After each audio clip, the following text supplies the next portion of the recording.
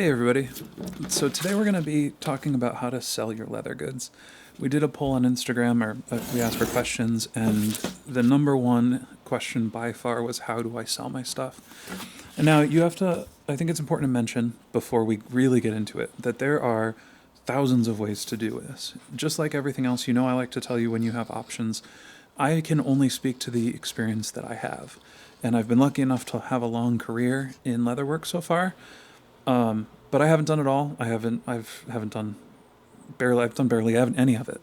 I've stuck to my niche. And so I'm going to talk about the ways that I started selling and how I sell. So I guess it's important to start first with how I started. In 2007, I was 19, 20-year-old kid in college. I went to a fine art school, and I was really interested in fashion, not high-end fashion. I was specifically interested in the Japanese Americana movement, which is salvage denim and handmade leather wallets and boots and beautiful flannels, stuff like that. And we didn't have social media back then, and so we had fashion forums. I was on a fashion forum called Superfuture. On Superfuture, you could proxy all of the clothing that was made in Japan, as long as it fit you. I'm like 6'4". It was really hard to find stuff that fit, but I was able to find some stuff. And a proxy was someone that was living in Japan that would go to an actual physical retail store, buy what you wanted, and ship it to you. And you'd pay, 15% extra for their troubles and shipping and all that kind of stuff. And you had to do that because no Japanese businesses had websites that shipped to America like they do today. And so I did that for jeans, I did it for shirts, but when it came time for a wallet, that was kind of like the last piece that I didn't have. I couldn't afford it. The end, I think, was kind of high, but it was also with the proxy fees and just the price of the work. It was going to be like $400. And as a 20-year-old kid, junior in college, I just didn't have that money. I think that was the year my oil paint for a single class was like $1,800 or $1,900. I was working a part-time job, but I just didn't have it. What I did have, working a part-time job at actually the Eddie Bauer in Downtown Crossing, for anyone that, I actually don't even know if it's still there, but anyone familiar with Boston, that's where I was working. I had that job, and I had about an $80 a week budget for like food and beer money and stuff like that. So I took half of that, and I bought a little bit of leather to try to make a wallet myself. The design, I took Red Moon and a Casey's design and kind of merged them together. And I think I bought a shoulder of 5-ounce leather. I bought one stitching fork, is what they were called at the time, stitching chisels now. And I bought needles and wax thread for like $40, $45 maybe. And when it got to my apartment, I was living in a little 450 square foot apartment, 2-bedroom. I did all the work on the stoop with like a framing hammer, and I just destroyed the tool that the stitching chisel that I bought, and it was a mess. But the wallet came out decent, and it came out decent enough that I posted that wallet in the leather goods thread on this fashion forum Superfuture. And immediately I got probably 12 or 14 direct messages from people that said, "Hey, could you make me one? I know you're new to this, but like, I don't have $400 either. If you could, if I could pay you maybe $80 or $100, I would love to carry one of those. I think it's really cool." And so I said, well, I don't really know how leatherwork works yet, but if you give me a couple months, I'll make a little list. And I made my first wallet in September. By December, Christmas break, I went home, and I made that batch of wallets. And I never went back to my retail job after that. It's been 13 years, and the orders have just kept coming in. So that's how I got my start. It's a lot different today because we didn't have social media. There was no one in the U.S. making wallets. I would have bought a wallet. I had a lot going on. I didn't really have a lot of time. I actually had to wait till I was homesick with the flu to even make the wallet. The stuff that I bought sat in a corner of my room for probably a month and a half or more. And I didn't think I had the time, at least, to learn how to make my own wallet. But I did. And so in hindsight now, I'm able to study that success and repeat it, because a lot of it was luck. And I am not one of the people, I was never one of the people to begin with that would say, luck, you need luck. But now that I'm a little bit older, now that I've had a decent amount of time in this space and I've had a lengthy career, not super long, but I have, 13 years of doing it under my belt. I can look back and see that it was a lot of luck. I did a lot of things, right place, right time, right stuff. So that's how I started, and I'm going to share with you two ways to start selling your products. The first way, I don't know if you're going to like this, is you don't. You don't start by selling your products. You start by solving problems. Leatherwork is a craft, but business is a separate craft. You don't inherently have business skills once you have leathercraft skills. So what you have to do is you have to learn the business of selling things. The first thing you start by solving a problem. You find a niche or an area where a bunch of people are having a similar problem, and then you work to design and produce sample solutions for that problem.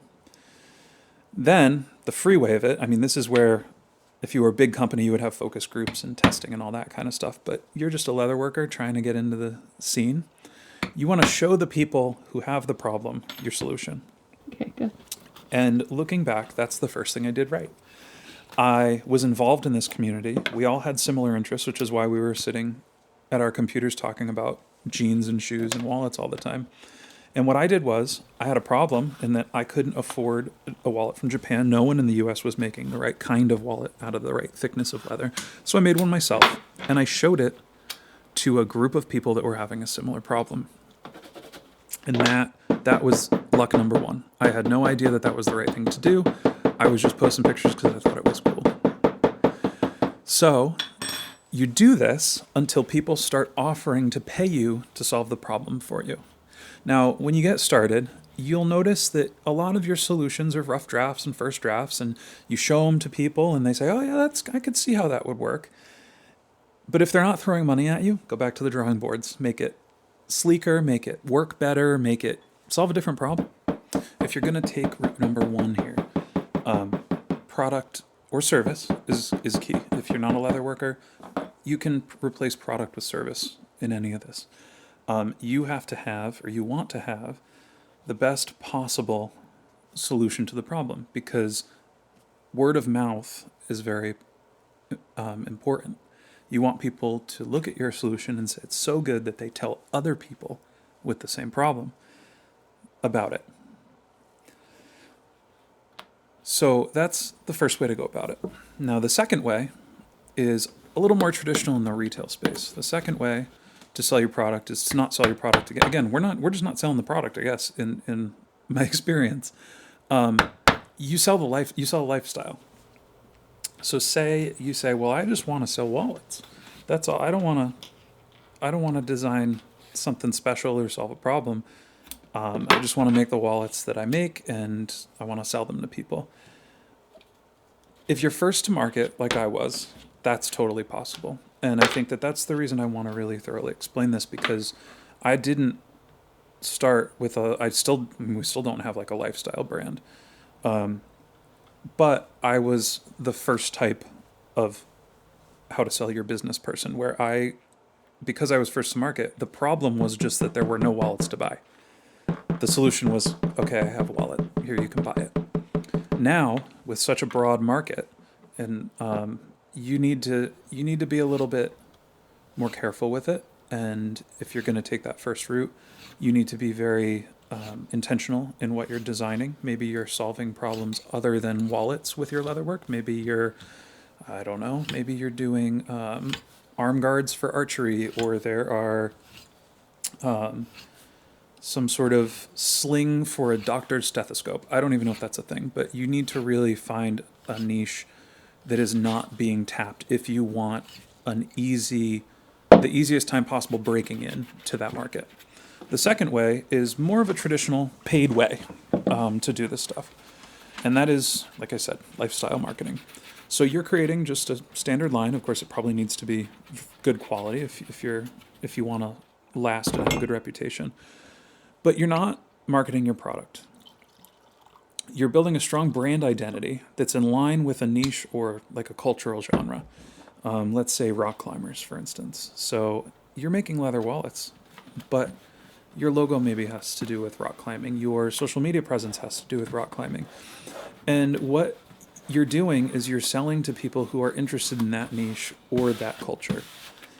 It doesn't really have to do with leather itself, right? It has to do more with how people want to portray themselves outwardly, because that's what we all do. Everyone, from even if you're just wearing a plain white t-shirt and a plain blue pair of pants, you're subconsciously portraying your personality to other people in wearing those things. It's the same with lifestyle marketing. That's why you'll hear people call brands like, I don't know, say like Volcom or something.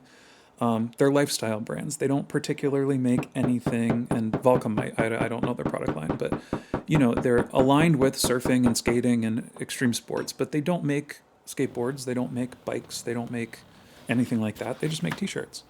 But their marketing is sponsoring people that are big in those cultures. And so that's the second way to go about it. Now that way does probably involve a lot more paid advertising to spread the word about your brand, paid sponsorships, that sort of thing. And that's a whole other story. We're gonna get into that in another video. And I've been a part of projects that are more lifestyle oriented launches, as just the kind of a creative director for doing the product design. And if you go back into my how to design a wallet video that we did a while back, I had a little example of mountains. That would be something, you want to add little visual aesthetic cues that harken back to the culture that you're trying to sell to. But my personal preference is the first way. Find a problem, solve that problem. Before you go into production, full production, or invest a lot, make sure that you have people that have your problem willing to pay you for your solution. And after that, if you do it right, if you find a good community, ideally, your product starts to sell itself. You might only sell 3 or 4 in the beginning, you might sell 1. But the ball will slowly start rolling organically, and people with the problem that you're solving will slowly start telling other people with the same problem. And again, keep in mind, I'm not talking about problem as in someone needs a wrist brace for an injury. The problem that we solved was just that wallets, natural vegetable tan leather wallets, weren't available online in the U.S. That was the problem. Your problem could be that there aren't any bright yellow wallets for people who like to sail. That's a niche. That's a category of modern culture that you can tap into and sell to. And that's sort of a little crash course in 2 main ways to start selling your product. And so I hope you enjoyed. I hope this didn't go over too long, and we'll see you in the next one.